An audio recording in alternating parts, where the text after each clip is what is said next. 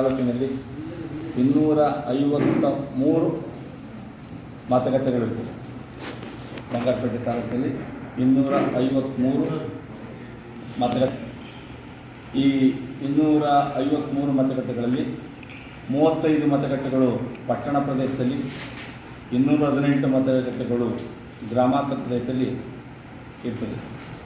ಒಟ್ಟು ಬಂಗಾರಪೇಟೆ ತಾಲೂಕಿನಲ್ಲಿ 2,12,696 ಮತದಾರರು ಈ ತಾಲೂಕಿನಲ್ಲಿ ಇರ್ತಾರೆ.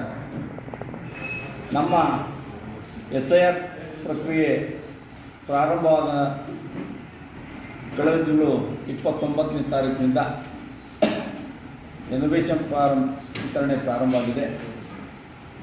ಇಂದಿನವರೆಗೆ 2,08,026 ಎನ್ಯುಮೇಷನ್ ಫಾರಮ್ಗಳನ್ನ ನಮ್ಮ BLOಗಳು ಮತದಾರರಿಗೆ ಮನೆ ಮನೆಗೆ ತಲುಪಿಸುತ್ತಾರೆ. ಇನ್ನು 4,670 ಎನ್ಯುಮೇಷನ್ ಫಾರಂ ವಿತರಣೆಗೆ ಬಾಕಿ ಇರ್ತದೆ. ಆ ಫಾರಮ್ನು ಪ್ರತಿದಿನ ವಿತರಣೆ ಮಾಡ್ತಾಯಿದ್ದೀವಿ. ಪಟ್ಟಣ ಪ್ರದೇಶದಲ್ಲಿ ಸ್ವಲ್ಪ ಮನೆಗಳ ಐಡೆಂಟಿಫೈ ಮಾಡಲು ತೊಂದರೆ ಆಗಿರೋದ್ರಿಂದ ಇಷ್ಟು ಫಾರಮ್ಮು ಉಳ್ಕೊಂಡಿದೆ. ಅದನ್ನು ಚೆಕ್ ಮಾಡಿ ವಿತರಣೆ ಮಾಡ್ತಾಯಿದ್ದೀವಿ. ಇಂದಿನವರೆಗೂ ನಮ್ಮ ಬಂಗಾರಪೇಟೆ ತಾಲೂಕಲ್ಲಿ 97.80% ಎನ್ಯುಮೇಷನ್ ಫಾರಂ ವಿತರಣೆ ಆಗಿರ್ತದೆ. ಫಾರಂ ವಿತರಣೆ ಆದ ನಂತರ ಆ ಫಾರಮ್ನ ಫಿಲಪ್ ಮಾಡಿಕೊಂಡು ಆ BLOರು ಆ ಫಾರಮ್ ಮತ್ತೆ ಕಲೆಕ್ಟ್ ಮಾಡಿಕೊಂಡು ಅದನ್ನು ಡಿಜಿಟಲೈಸೇಷನ್ ಮಾಡಬೇಕು. ಡಿಜಿಟಲೈಸೇಷನ್ ನೋಂದಾವಣೆ ಆದರೆ ಮಾತ್ರ ಅದು ಸಿಂಧುತ್ವವಾಗುತ್ತೆ. ಇಂದಿನವರೆಗೆ 40,295 ಫಾರಮ್ಗಳನ್ನ ಮತದಾರರಿಗೆ ನಾವೇನು ಎನ್ಯುಮೇಷನ್ ಫಾರಮ್ ವಿತರಣೆ ಮಾಡಿದ್ದೋ ಅದನ್ನು ಕಲೆಕ್ಟ್ ಮಾಡಿ ಡಿಜಿಟಲೈಸೇಷನ್ ಇವತ್ತಿನ ಬೆಳಿಗ್ಗೆ 8 ಗಂಟೆವರೆಗೆ 40,295 ಫಾರಮ್ಗಳನ್ನ ಡಿಜಿಟಲೈಸೇಷನ್ ಮಾಡಿದೆ. ಇನ್ನು 1,71,687 ಫಾರಮ್ನ ಡಿಜಿಟಲೈಸೇಷನ್ ಬಾಕಿ ಇದೆ. ಇಲ್ಲಿವರೆಗೆ 18.94% ಡಿಜಿಟಲೈಸೇಷನ್ ಮಾಡಿದ್ವಿ ನಾವು. ನಂತರ ಈ ಡಿಜಿಟಲೈಸೇಷನ್ ಮಾಡುವಂಥ ಸಂದರ್ಭದಲ್ಲಿ BLO ಸೂಪರ್ವೈಸರ್ ಇರ್ತಾರೆ.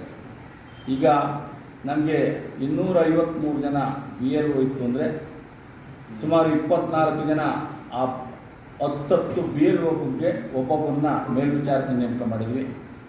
ಅವರು ಈ ಡಿಜಿಟಲೈಸೇಷನ್ ಆಗಿರುವಂಥ ಫಾರಮ್ಗಳನ್ನ 50%ನ ಅವರು ಸುಧಾ ಪರಿಶೀಲನೆ ಮಾಡಬೇಕು. ಸರಿಯಾಗಿ ಮಾಡಿದಾರಾ, ಎಂಟ್ರಿ ಸರಿಯಾಗಿದೆಯಾ, ಮತದಾರರು ಫಾರಮ್ ಕರೆಕ್ಟಾಗಿ ಫಿಲಪ್ ಮಾಡಿದ್ದಾರಾ ಅನ್ನೋದನ್ನು ಅವರು ಪರಿಶೀಲನೆ ಮಾಡಬೇಕು.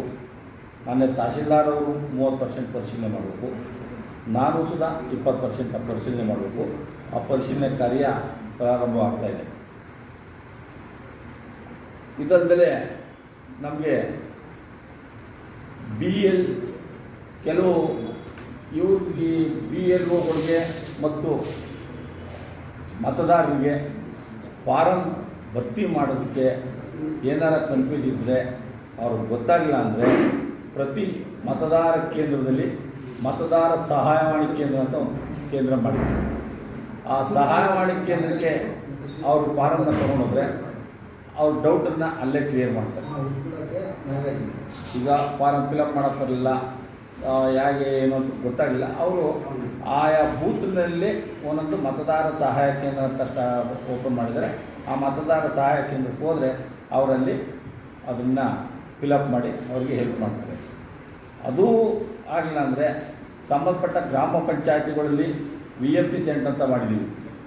ಮತದಾರರ ನೋಂದಣಿ ಸಹಾಯ ಕೇಂದ್ರ ಅಂತ ಗ್ರಾಮ ಪಂಚಾಯತಿನೂ ಮಾಡಿದ್ದೀವಿ.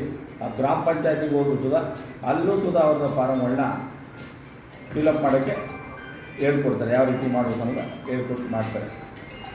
ಈ ಪ್ರಕ್ರಿಯೆ ಈ ತಿಂಗಳು 29ನೇ ತಾರೀಕಿನೊಳಗೆ ಏನು ಎನ್ಯುಮೇಷನ್ ಫಾರಮ್ ಕೊಟ್ಟಿದ್ದೀವಿ ಅವ್ರ ಹತ್ರ ಕಲೆಕ್ಟ್ ಮಾಡಿ ಅದನ್ನು ಡಿಜಿಟಲೈಸೇಷನ್ ಮಾಡಿಕೊಂಡು ಮತದಾನದ ಪ್ರಕ್ರಿಯೆಯನ್ನು ಮುಗಿಸ್ಬೇಕಾಗುತ್ತೆ. 29 ತಾರೀಕು ನಂತರ ಉಳಿಕೆ ಯಾರಿದ್ದಾರೆ, ಯಾಕೆ ಇರಲಿಲ್ಲ, ಆಮೇಲೆ